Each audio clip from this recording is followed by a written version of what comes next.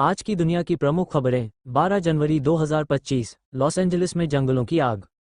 Los Angeles में जंगलों की आग ने व्यापक तबाही मचाई है। अब तक 10 लोगों की मौत हो चुकी है और 5000 से अधिक मकान जलकर खाक हो गए हैं। आग प्रभावितों में कई हॉलीवुड हस्तियां भी शामिल हैं। 1,80,000 लोगों को संकटग्रस्त इलाके से निकलने के निर्देश दिए गए हैं। तुर्की में कुर्द नेता से मुलाकात। तुर्की के डीएम नेताओं ने जेल में बंद कुर्द नेता से मुलाकात की है। यह मुलाकात संघर्ष समाप्ति की दिशा में एक महत्वपूर्ण कदम माना जा रहा है। भारत तालिबान की बातचीत। भारत और तालिबान के बीच हुई बातचीत से पाकिस्तान की चिंता बढ़ गई है। मां के अधिकारियों ने इस समय को चुना है जिससे पाकिस्तान की नींद उड़ गई है। अमेरिकी राष्ट्रपति चुनाव। अमेरिकी राष्ट्रपति चुनाव में डोनाल्ड ट्रंप की जीत पर मुहर लगने की संभावना है। इससे राजनीतिक परिदृश्य में बड़ा बदलाव आने की उम्मीद है।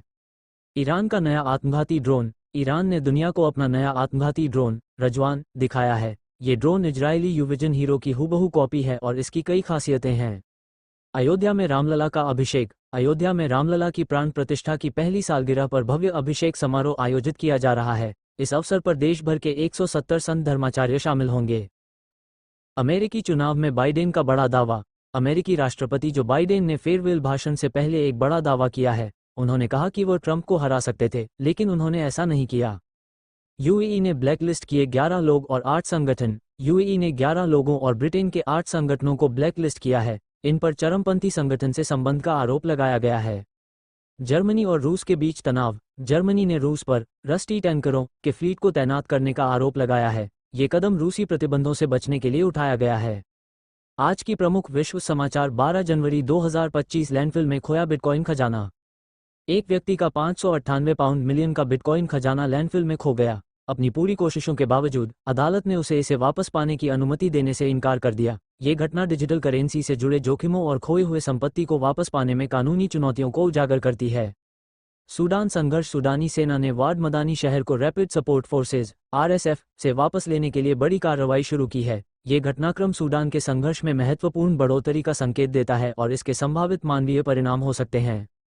रूस में पकड़े गए उत्तर कोरियाई सैनिक। यूक्रेन ने रूस के कुर्स्क क्षेत्र में रूस के लिए लड़ रहे 2 उत्तर कोरियाई सैनिकों को पकड़ा है। ये घटना रूस यूक्रेन संघर्ष में अंतर्राष्ट्रीय भागीदारी का एक नया आयाम जोड़ती है और रूस को उत्तर कोरिया के सैन्य समर्थन की सीमा पर सवाल उठाती है।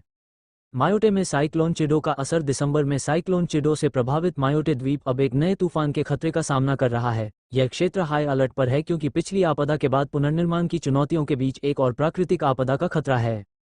रूस के तेल उद्योग पर प्रतिबंध। अमेरिका और ब्रिटेन ने रूस के तेल उद्योग पर प्रतिबंध और कड़े कर दिए हैं। ये कदम रूस को आर्थिक रूप से अलग थलग करने और यूक्रेन व अन्य भू राजनीतिक मुद्दों पर दबाव डालने के व्यापक अंतर्राष्ट्रीय प्रयासों का हिस्सा हैं।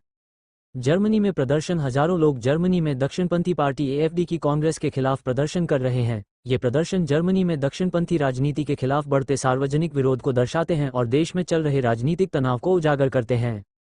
निकोलस मादुरो का तीसरा राष्ट्रपति कार्यकाल। वेनेजुएला के राष्ट्रपति निकोलस मादुरो ने अपने तीसरे राष्ट्रपति कार्यकाल की शपथ ली। विपक्ष ने इसे तख्तापलट बताया है, जो देश में गहरे राजनीतिक विभाजन और मादुरो के नेतृत्व को लेकर जारी चुनौतियों को दर्शाता है। ये घटनाएं आज की प्रमुख वैश्विक समस्याओं को उजागर करती हैं, जिनमें वित्तीय नुकसान, प्राकृतिक आपदाएं, भू राजनीतिक संघर्ष और राजनीतिक विरोध शामिल है।